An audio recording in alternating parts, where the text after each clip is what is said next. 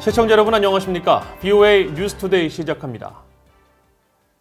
도널드 트럼프 대통령이 공화당의 미국 대선 후보 지명을 공식 수락하면서 연설을 했습니다.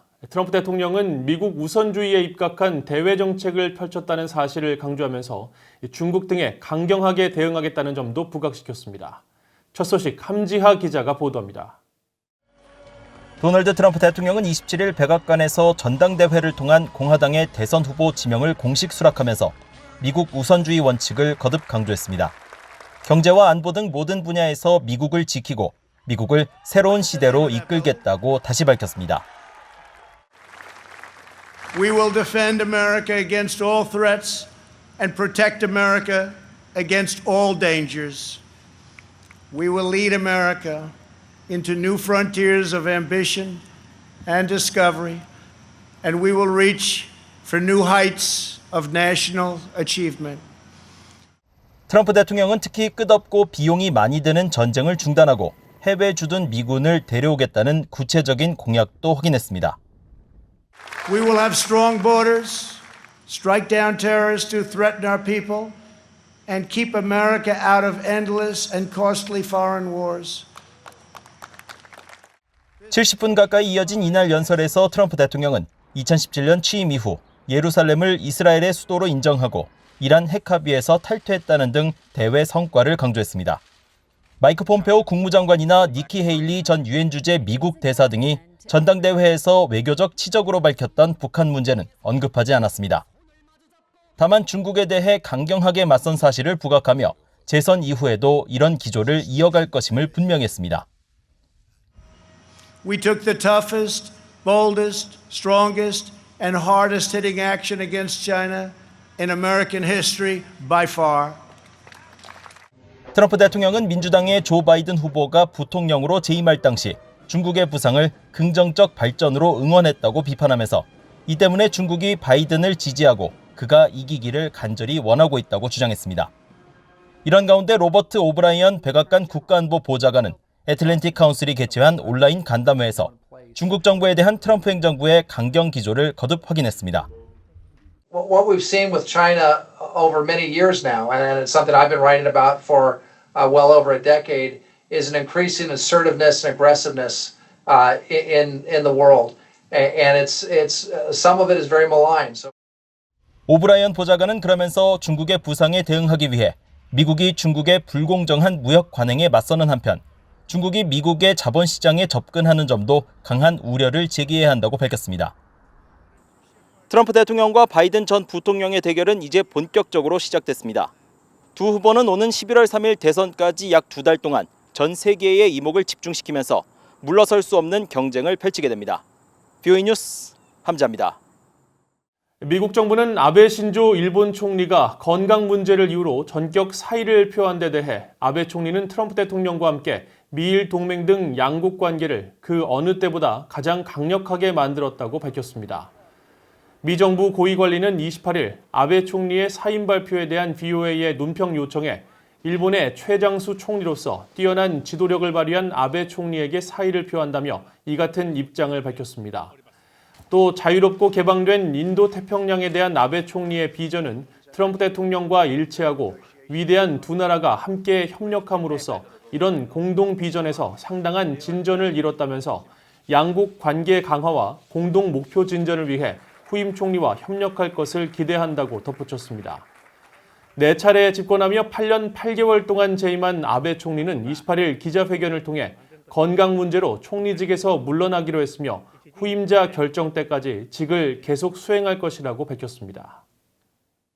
8월 30일은 유엔이 지정한 강제 실종 희생자의 날 10주년이 되는 날입니다. 유엔은 그동안 세계 곳곳에서 강제 실종 사태를 초래한 북한의 문제 해결을 위해 행동에 나설 것을 촉구해 왔는데 북한은 여전히 사실을 부인하며 호응하지 않고 있습니다.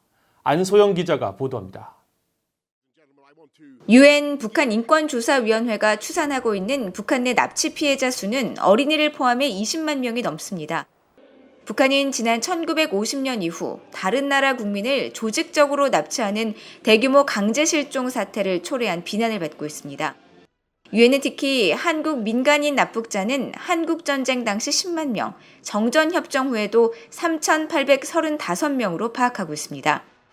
42년 전 전라남도 신안군 홍도 해수욕장에서 북한 공작원에게 납치된 이민교 씨도 그중 한 명입니다.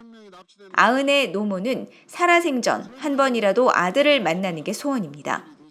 나도 나이가 많아서 얼마 못 살 것 같으니까 얼른 만나게 해주시오.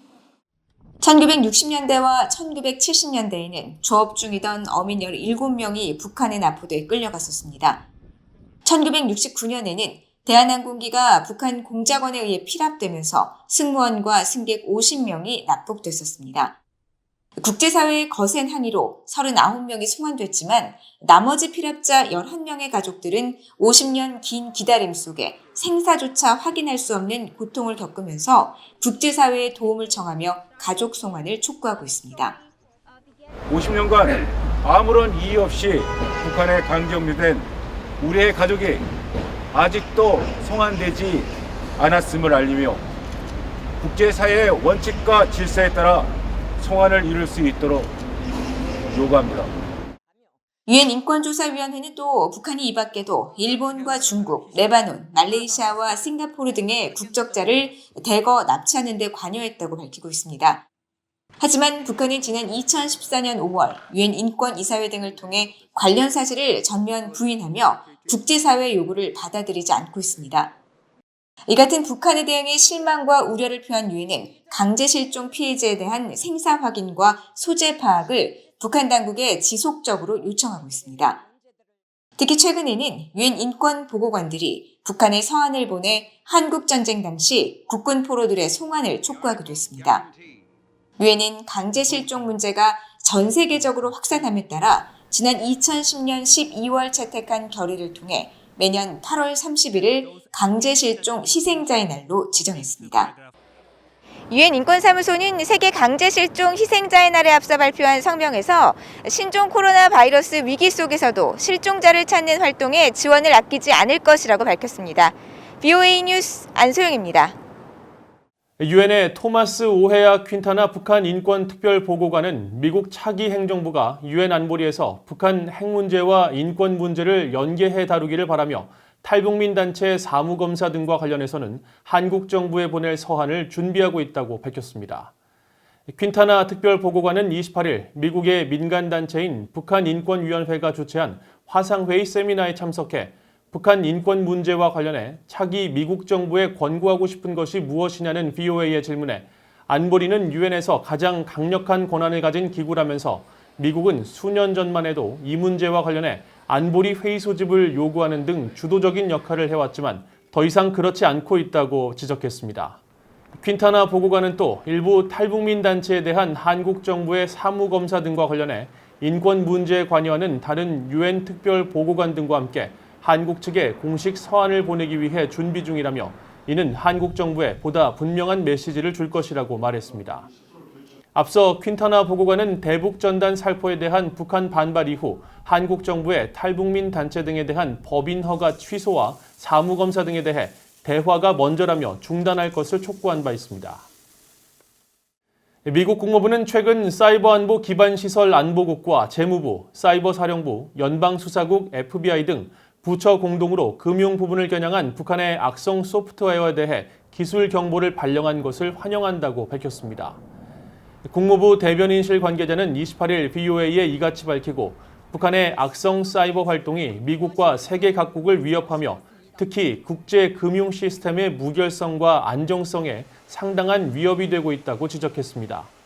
그러면서 미국은 사이버 공간에서 분열적이고 파괴적이거나 불안정을 야기하는 행동에 관심을 집중하고 이를 규탄하기 위해 뜻을 같이 하는 나라들과 긴밀히 협력하고 있으며 북한이 가하는 사이버 위협을 완화하기 위해서는 외국 정부들과 컴퓨터 네트워크 보안 담당자들 그리고 민간 차원에서 계속 경계하고 서로 협력하는 것이 필수적이라고 강조했습니다. 앞서 미 정부 4개 기관은 지난 26일 비글보이즈라고 명명한 북한 정찰총국 산하 해킹팀이 현금 자동 입출금기를 활용한 금융 해킹을 재개해 다수 국가은행의 현금을 탈취했다며 경보를 발령했습니다. 이상으로 BOA 뉴스투데이를 마칩니다. 시청해주신 여러분 고맙습니다.